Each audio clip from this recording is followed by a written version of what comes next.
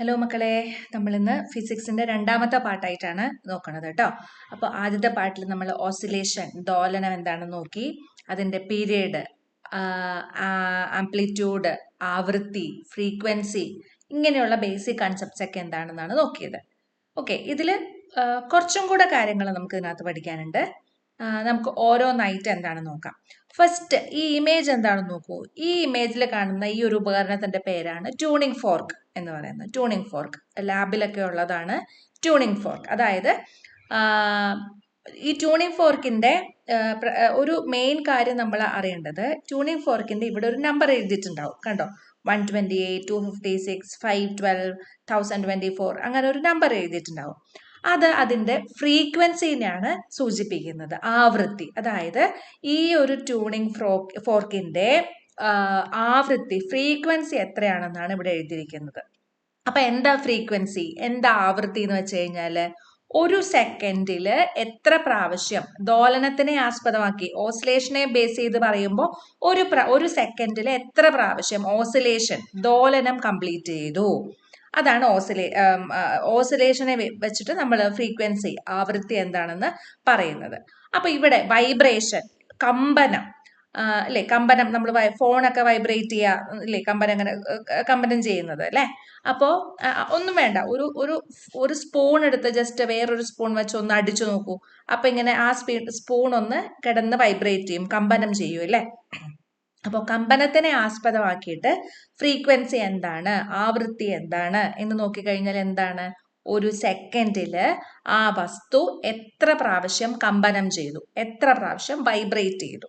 Okay, അതാണ് frequency എന്ന് പറഞ്ഞു കഴിഞ്ഞാൽ. അപ്പോൾ ഈ ട്യൂണിംഗ് ഫോർക്കിന്റെ ഫ്രീക്വൻസി 128 എന്ന് എഴുതി കഴിഞ്ഞാൽ എന്താ, ഒരു സെക്കൻഡില് ഈ ട്യൂണിംഗ് ഫോർക്കിനെ നമ്മൾ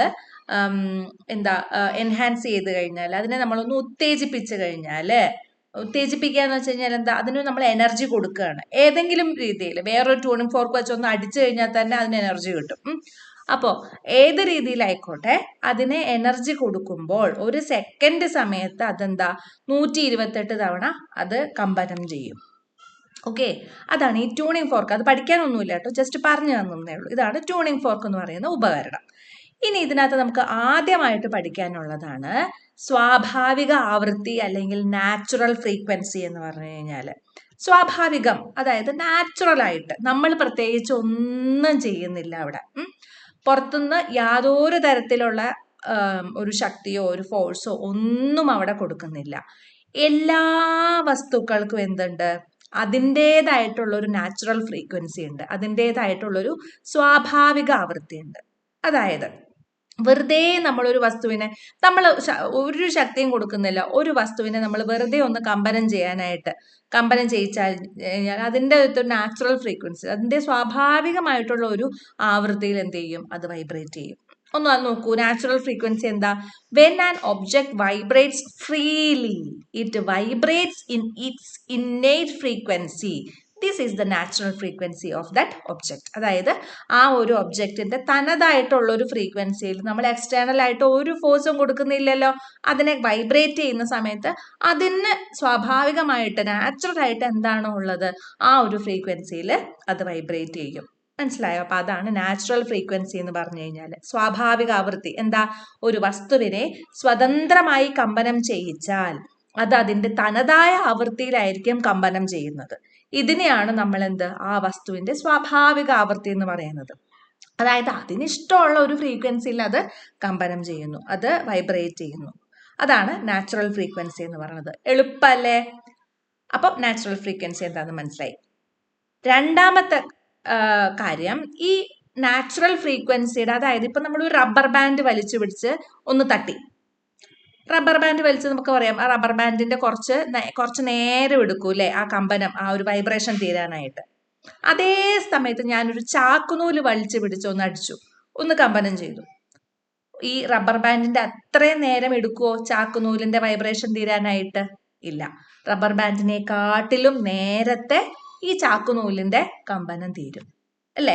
അത് തന്നെ ഞാനൊരു തടീനെ ഒന്ന് വൈബ്രേറ്റ് ചെയ്യാൻ വേണ്ടി നോക്കി. എന്താ, നമുക്ക് കാണാൻ പോലും പറ്റില്ലാത്ത രീതിയിലാണ് അതിന്റെ വൈബ്രേഷൻ. പക്ഷെ അതിനകത്തൊരു ചെറിയ രീതിയിലുള്ള വൈബ്രേഷൻ നടക്കുന്നുണ്ട് അതിന്റെ ആറ്റങ്ങൾക്ക്. അത്രയും ഡീറ്റെയിൽ ആയിട്ട് നമുക്കിപ്പോൾ പോവണ്ട.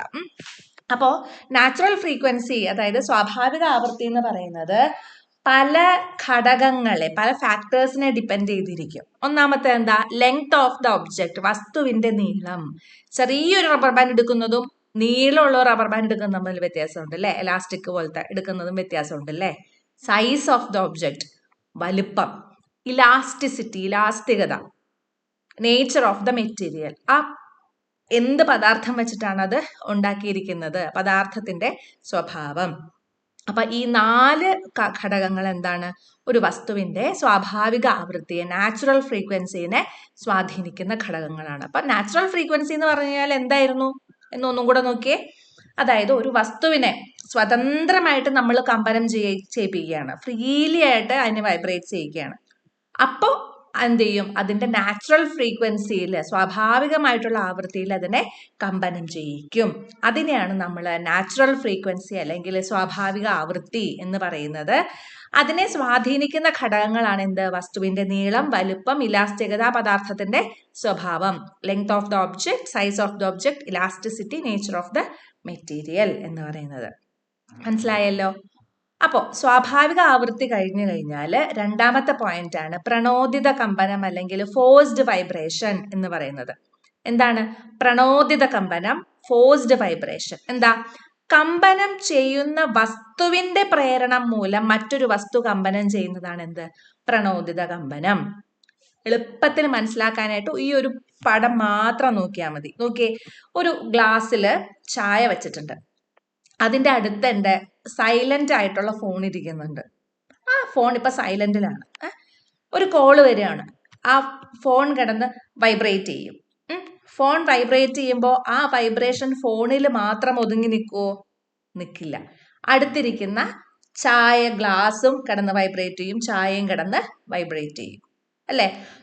അപ്പൊ പ്രത്യക്ഷത്തിൽ എന്താ, പ്രത്യക്ഷത്തിൽ ആരും യാതൊരു ഫോഴ്സും ഈ ചായ പാത്രത്തിന് കൊടുത്തിട്ടില്ല, ഗ്ലാസിന് കൊടുത്തിട്ടില്ല അല്ലേ? ആ ചില്ല് ഗ്ലാസിന് യാതൊരു ഫോഴ്സും ആരും കൊടുത്തിട്ടില്ല.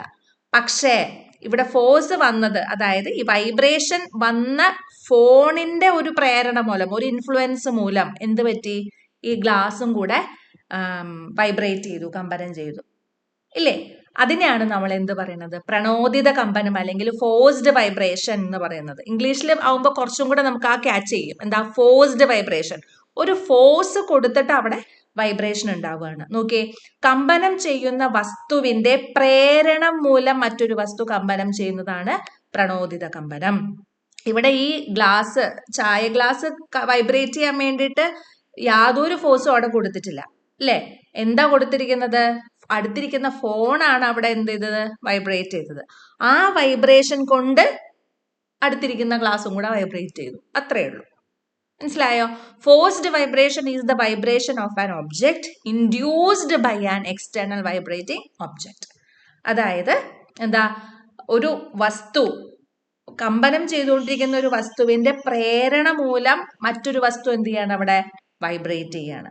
അതിനെയാണ് പ്രണോദിത കമ്പനം അല്ലെങ്കിൽ ഫോഴ്സ്ഡ് വൈബ്രേഷൻ എന്ന് പറയുന്നത്. ഓക്കെ, അപ്പോൾ നാച്ചുറൽ എന്തായിരുന്നു, നാച്ചുറൽ ഫ്രീക്വൻസി അല്ലെങ്കിൽ സ്വാഭാവിക ആവൃത്തി എന്നുള്ളത് എന്താണെന്ന് മനസ്സിലായി. ഫോഴ്സ്ഡ് വൈബ്രേഷൻ, പ്രണോദിത കമ്പനം എന്താണെന്നുള്ളത് മനസ്സിലായി. ഓക്കെ, അടുത്തത് ഒരു കാര്യം കൂടി നമുക്ക് ഇതിനകത്ത് പഠിക്കാനുണ്ട്. പ്രധാനപ്പെട്ട 3 പോയിന്റ് ആണ് നമുക്ക് ഇന്ന് പഠിക്കാനുള്ളത്. നാച്ചുറൽ ഫ്രീക്വൻസി, സ്വാഭാവിക ആവൃത്തി, പ്രണോദിത കമ്പനം, ഫോഴ്സ്ഡ് വൈബ്രേഷൻ. മൂന്നാമത്തെയാണ് എന്ത്, അനുനാദം അല്ലെങ്കിൽ റെസണൻസ് എന്ന് പറയുന്നത്. അതെന്താ നോക്കാം. ആദ്യം ഒന്ന് വായിച്ചു നോക്കിയേ. പ്രണോദിത കമ്പനത്തിന് വിധേയമാകുന്ന വസ്തുവിന്റെ സ്വാഭാവിക ആവൃത്തിയും പ്രേരണം ചെലുത്തുന്ന വസ്തുവിന്റെ സ്വാഭാവിക ആവൃത്തിയും തുല്യമായാൽ ആ വസ്തുക്കൾ അനുനാദത്തിലാണെന്ന് പറയാം. If the natural frequency of the forcing object and that of the forced object are equal, the objects are said to be in resonance. അതിനാണ് നമ്മൾ ഒരു വീഡിയോ ചേച്ചി കാണിച്ചു തരാവേ.